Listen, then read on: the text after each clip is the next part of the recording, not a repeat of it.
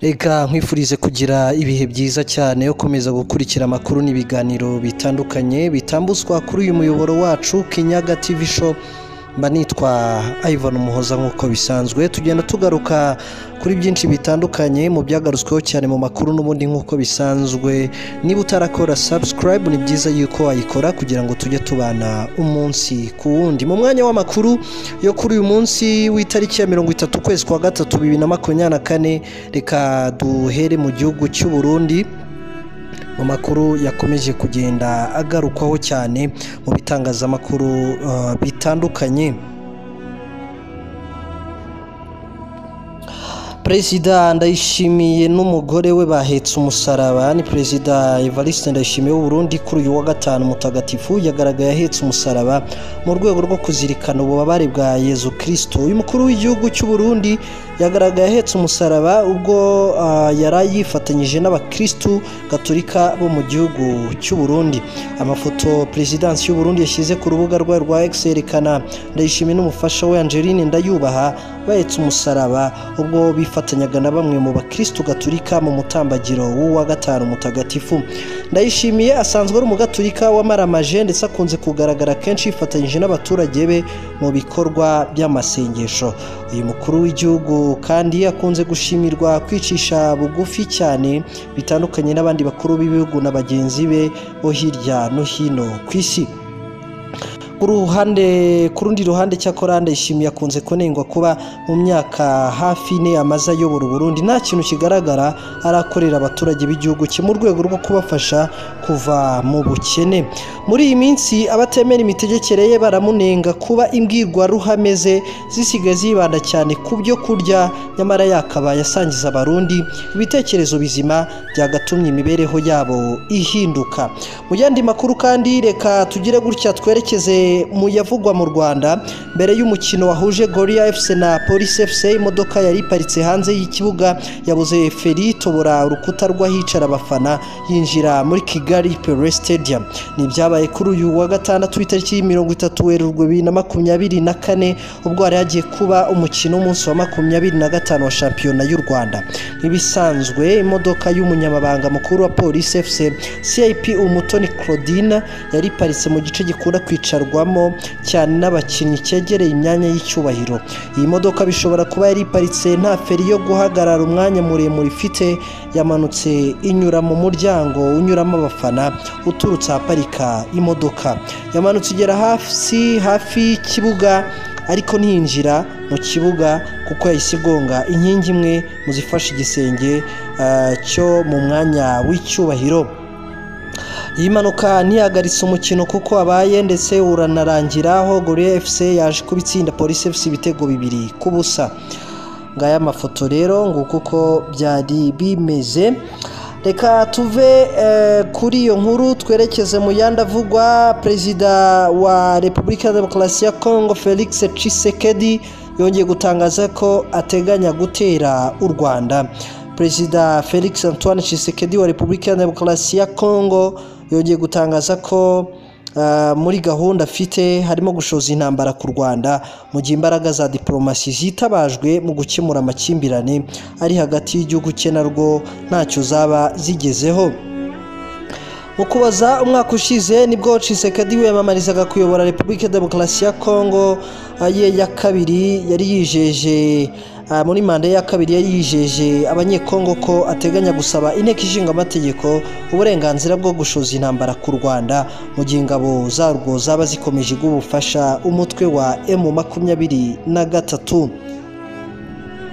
Iki cyemezo cyakora uyu mugabo yaje kukivuguruza muri Gashyantare uyu mwaka ubwo yaganiraga n'itangazamakuru avuga ko ibyo gushoza intambara ku Rwanda abayabivuyemo ahubwo agaha umwanya uburyo bwa diplomasi.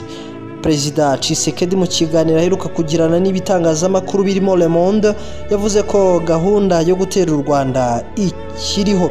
Yavuze ko mbere yo kwisubira kuri kiriya cyemezo RDC yabanje kotswa igitutu cyinshi n'ibihugu bikomeye mu rwego rwo guha amahirwe amahoro.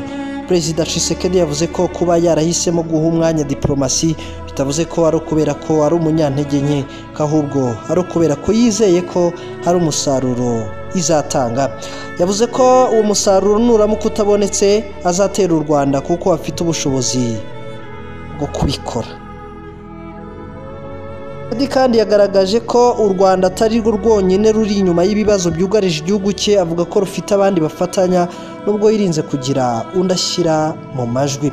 Yavuze ko atumva impamvu amahanga ruhana, nyamara ibihugu nk'Uburusiya bimaze igihe byarafatiwe ibihano bikomeye kubera intambara byashoje kuri Ukraine. Tshisekedi kandi yavuze ko atumva impamvu ibihugu byose byahagurutse ubwo Alexei Navalny utavuga rumwe n'ubutegetsi bw'Uburusiya yapfaga, gusa bikaba byararuciye bikarumira muri miliyoni 10 z'abanyekongo bamaze kwicwa.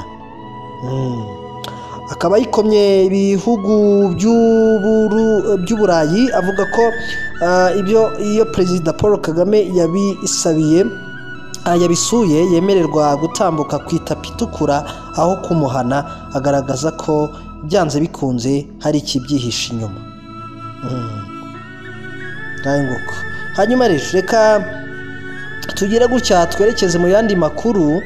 Ibitangazamakuru mpuzamahanga bitandukanye bimaze iminsi bicisha amakuru y'umushinga wo kohereza abimukira mu Rwanda, umushinga hagati y'u Rwanda na leta y'Ubwongereza. Akaba ari umushinga ushyirwa mu bikorwa ryawo rikomeje nanone kuba rigorana kubera amategeko ndetse n'imiryango mpuzamahanga ikomeje kwitambika uyu mushinga. U Rwanda rugaragaza ko nk'igisubizo ku kibazo cy'abimukira baremerera ibihugu bagiyemo badafite uburenganzira, ariko kandi badafite n'andi mahitamo kuko baba badashobora gusubira mu bihugu bavuyemo ndetse n'ahandi naho batakirwa nk'abemerewe kuba muri ibyo bihugu. Nubwo ibi bamwe babibona nka business kubera amafaranga igihugu cy'Ubwongereza giteganya guha u Rwanda mu rwego rwo kwitegura kubakira. Ibi ni inzira bikirimo bizabarwa bibaye, cyane ko umushinga ukiri mu rugendo rw'inzitane ngo ube washyirwa mu bikorwa. Zimwe mu nzitizi ni zivuga ko u Rwanda atari igihugu cyo kwizerwa kubera ko ngo uburenganzira bwa muntu butubahirizwa ndetse n'ubundi burenganzira bwa muntu bushamikiraho nk'ubwisanzure bwo gutanga ibitekerezo, ubwitangazamakuru. Ibi birashoboka ko byaba impamvu yo kutohereza abimukira, yenda yanatuma abo bimukira bataza, ariko se kutabazana bituma nibura abimukira yenda banatuma abo bimukira bataza, ariko nanone kuba bataza bituma nibura habaho ingamba zo guha agaciro no gufasha abimukira kubaho bikwiye mu bihugu bagiyemo. Igituma abimukira bagera muri ibyo bihugu cyane by'uburengerazuba bw'isi na Amerika ni ibibazo biba biri mu bihugu byabo, bimwe birimo ibibazo by'intambara, gutotezwa, kubura akazi n'ubukene bituma abantu bajya gushakira amahoro n'amahaho aho bweze. Ntabwo iyi gahunda igamije gukura mu gihugu cye ngo aze mu Rwanda. Aha niho rero hahera havugwa ko ngo kwica gitera nanone hicwe nanone n'ikibumutera. Haruguru yo kwamagana ko abantu boherezwa muri iki gihugu cyangwa iki kubera amasezerano yabaye hagati y'igihugu cyohereza n'icyakira, ni izihe ngamba zishyirwaho ngo noneho hahagarikwa igituma haba n'ubundi ubwimukira? Ahenshi aho aba bahunga berekeza i Burayi, ibibazo by'intambara biba biri muri ibyo bihugu usanga bifitwemo akaboko n'ibihugu byo mu burengerazuba bw'isi, usanga n'ubundi ari byo biri inyuma y'ababa bari kurwana, ari byo bishyira mu kaga abasivile hamwe n'abandi bagafata inzira igoye irimo ibyago ngo babone ko bajya aho ubuzima butuje. Byagaragaye kenshi ko bene abo bakomeye iyo babishatse izo ntambara zihagarara, batabishaka zigakomeza zikamara imyaka n'imyaniko.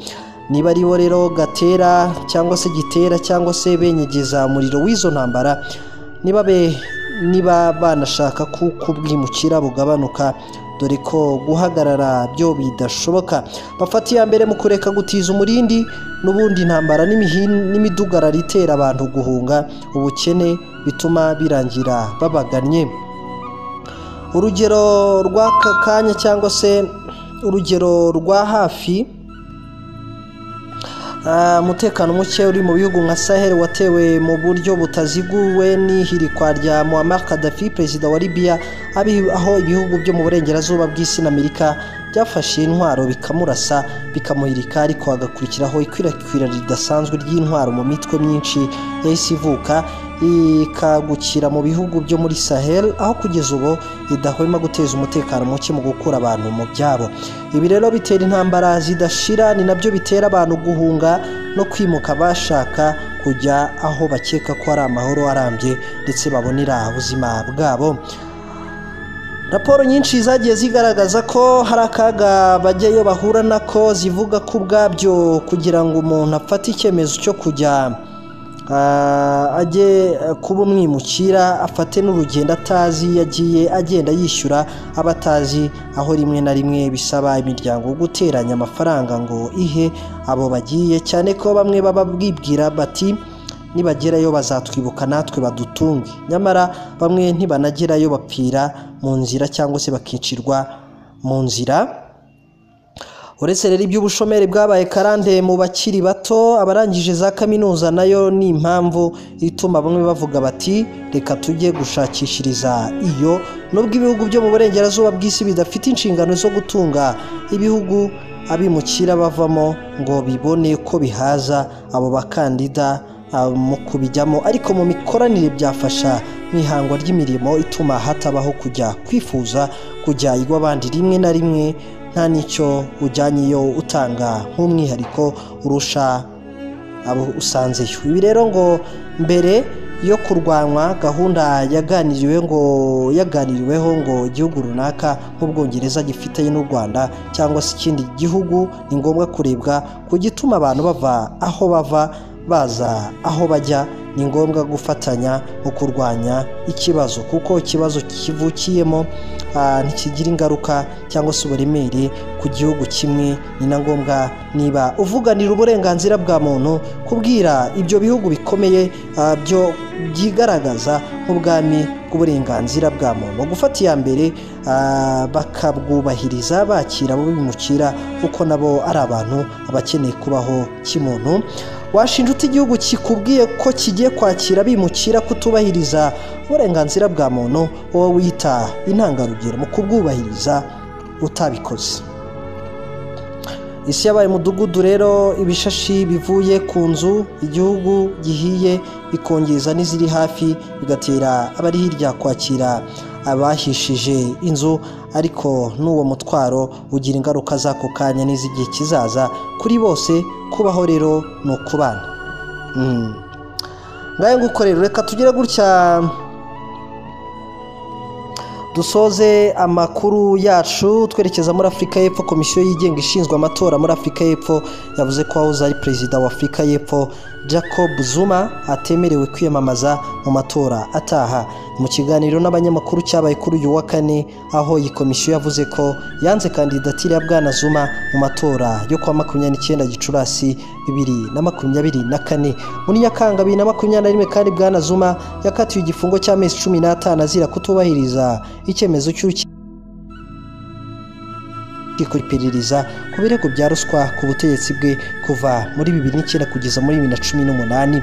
Yahawe igihano nsimburagifungo nyuma y'amezi 2 yemererwa kurangiza igihano yari asigaye afungiye mu rugo. Itegeko nshinga rya Afurika y'Epfo ribuza abantu bahamwe n'icyaha bagakatira igifungo kitarenze amezi 12 kuba bahabwa inshingano mu mirimo ya leta. Bwana Zuma n'itsinda rye ry'abavoka basohotse mu rubanza bakubita urugi ubwo yabazwaga ibirego byinshi bya ruswa ku ngoma ye, harimo n'uruhare rw'umuryango w'Abahinde Guptas bivugwa ko bagiraga uruhare mu gushyiraho bamwe mu bagize guverinoma ye. Zuma w'imyaka 41 afite kugeza kujuririra iki cyemezo cya komisiyo.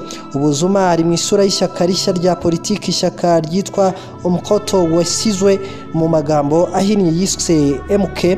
ryamutanze nk'umukandida mu matora ateganijwe muri Afurika y'Epfo nyuma yaho aviye mu ishyaka rye rya ANC yarayoboye mbere. Kuba Zuma yatangaje ko avuye muri ANC ni kimwe mu byaranze kwiyamamaza mu matora. Isura ye iri ku byapa by'amatora y'ishyaka MK. Niwe muntu ukomeye w'ishyaka akaba n'umuvugizi mukuru mu bikorwa byo kwiyamamaza, nubwo nyine kandidatire ye yatewe utwatsi akaba agifite kujurira. Urugamba rwe rwo kurwanya ishyaka rya ANC rwageze imbere y'inkiko zimwe na zimwe zo mu gihugu, aho ishyaka rya MK ryatsinze kuri iki cyumweru ubwo urukiko rwangaga icyifuzo rya ANC cyo gutesha agaciro ishyaka rya MK no kuribuza kwitabira amatora. Mu rubanza rutandukanye n'urwo ishyaka rya ANC ryamaganaga ishyaka rya MK gukoresha izina n'ikirangantego gisa cyane n'iby'icyahoze ari cy'umutwe wa gisirikare wa ANC. Reka mbashimire cyane mwese tubanye muri uyu mwanya w'amakuru atandukanye abagezweho kuri ishene yacu Kinyaga TV Show. Mba nitwa Ivan Umuhoza, mukomeze kugira ibihe byiza.